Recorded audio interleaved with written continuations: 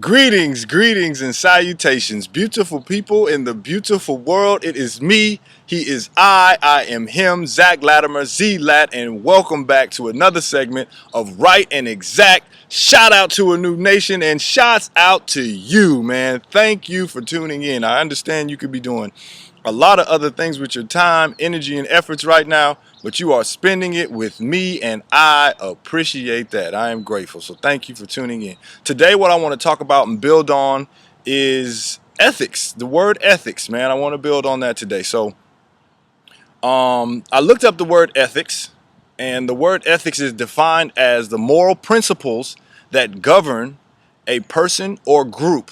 Okay? The moral principles that govern a person or group. The word that needs to be extracted out of this is principle. Okay? Now, if you tuned in to Chief Speaks this past Sunday, where he opened up, he said somewhere in there, I don't know if it's the beginning, but anytime you see the word key, you should replace it with the word principle, right? Because if you see the word key, if somebody is offering you the key to longevity, a key to health, this is the key to this or the key to that, you should automatically replace that word with principles, okay? Because I know we live in a microwave society where we want everything fast, and we got cars that park themselves, and we got cars that drive themselves, right? And we don't want to do anything. Comes keyword doing now. We think that we can just get the key, we'll unlock the door, and we can just go in on the other side. But if you replace the word key with principle, unlike a key, principles have to be in you. You have to stand on principles. The principles have to become alive inside of you, right? And it's not like you can just take a magic pill. Let's say if you wanted to gain muscle, if you wanted to do something in working out, and they always try to say, here's the key to being healthier, is to just take this pill and then all of a sudden you'll be fine. But you have to expend energy in order to get energy. So you're gonna have to give to get. It all comes in the doing. You can't plant dirt and reap harvest. Okay? You can't do it. So now it becomes in what are you doing? And you can't just look for something real quick in the moment to get you out of it, because it has to become alive inside of you. So it's almost like the difference between, I mean, Chief said this, the difference between an honest person and an honorable person. An honest person is going to do or say whatever in that period in time just so to get them out of a bad situation. They're going to do whatever. An honorable person will not do or say something because they know that that's just not the right thing to do. Okay? That's one that's just looking for something to wear like a charm to just get me out of this situation, and one that has now put the charm, and the charm has become alive inside of them. They stand on their principles, stand on their ethics. Okay? And when we're looking at, and speaking of charms, if you look at certain people who want to just wear these different elekis, or you wearing these prayer beads, or you just want to get these certain things that you feel like is just going to bring you power and unlock the door so you can just go on the other side, so you can just become better. At the end of the day, these things have principles behind them. What are the principles that these charms come with?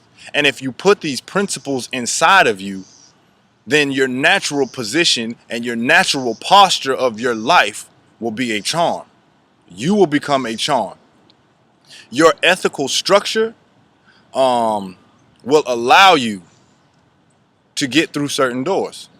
Your ethical structure will allow you to get through certain doors. Okay? These are things that need to become alive inside of you, the principles that you stand on, and the principles that are inside of you. Now, if we still looking at ethics, ethics are not just your manners and your morality. Okay? They also are your historical and cultural character markers. Okay? Your cultural and historical character markers. And to look at this, you have to look at one's environment from a people or group. You have to look at one's environment. And in this environment, then you'll start to see that when your environment starts to become more like you, when your environment starts to reflect more of who you are, you become stronger. You stand on the principles that you're about in your environment. But when you're taken out of your environment, when you're taken out of a space that you now have to act out of character, you begin to lose strength. You begin to lose power, okay? Your environment is everything. All right. So once you learn your story, once you learn your ethics, then you start to learn your values and principles that will make you more stronger.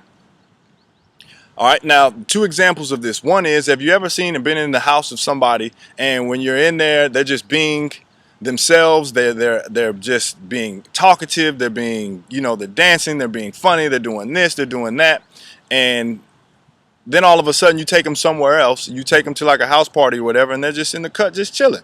And you be like, man, what you doing? Where's that person that was over there? Well, why aren't they here? And then they're like, man, I'm just out of my element.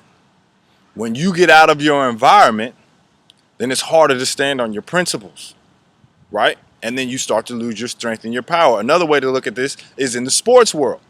If you play sports, then if you go to an away game, then it's harder. They say it's harder to win. It's like, that's a hard place to play when you go over there, because home now is your environment. So when they put you in a locker room where you're tight and cramped up against each other, and then all of a sudden you got boards and you're sitting all on top of each other, and you're taking you out of your environment, and then you got to take the field, which then it may be different grass, and then you're dealing with their fans, and you're dealing with their culture, you're dealing with their history, you're dealing with that energy that they bring, and then you haven't even started to play this game yet. That's because you're not in your environment. That's why they always say you're supposed to protect home, right? Because now you're able to stand on your principles and stand on your historical and traditional character that wherever your environment brings, right? So it would be incumbent upon one to look for a space to where one is ethically and culturally at their strongest. Because then when you're at your strongest, well, then now all of a sudden your natural position and your natural posture of your life becomes a charm. Your ethics is what powers the key. Your ethics is what powers the key. So when you are living the principles, standing on the principles, and the principles become alive inside of you, then you start to unlock the mysteries and the secrets of life. Chief did a show on this who went deeper in this. You can check it out in Enlightenment and Transformation. But thank you for tuning in. I will that you got something out of this. I will that you have a wonderful day. And I will that just check your environment. Check your principles. What are you standing on? And does it resemble and reflect who you are? Are you at your strongest?